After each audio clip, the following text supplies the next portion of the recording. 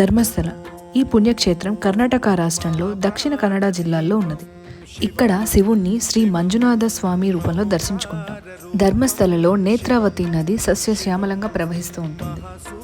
1973లో బాహుబలి విగ్రహాన్ని ఏకశిలపై నిర్మించారు. ఈ విగ్రహం సుమారు 39 అడుగులు 175 కేజీల బరువు ఉంటుంది. విచిత్రం ఏంటంటే ఈ ఆలయంలో వైష్ణవులు అర్చకులుగా ఉంటారు. అక్కడి ధర్మదేవతలు గృహాన్ని ఎందుకు తమకి సమర్పించమన్నారు?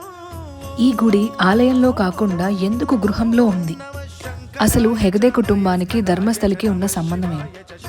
గుడిలో 1000 మంది భక్తులలో ఒకళ్ళకి ఆలయ ప్రధాన అతిథిగా భావించి కుల మత భేదం చూడకుండా వాళ్ళని గౌరవిస్తారు.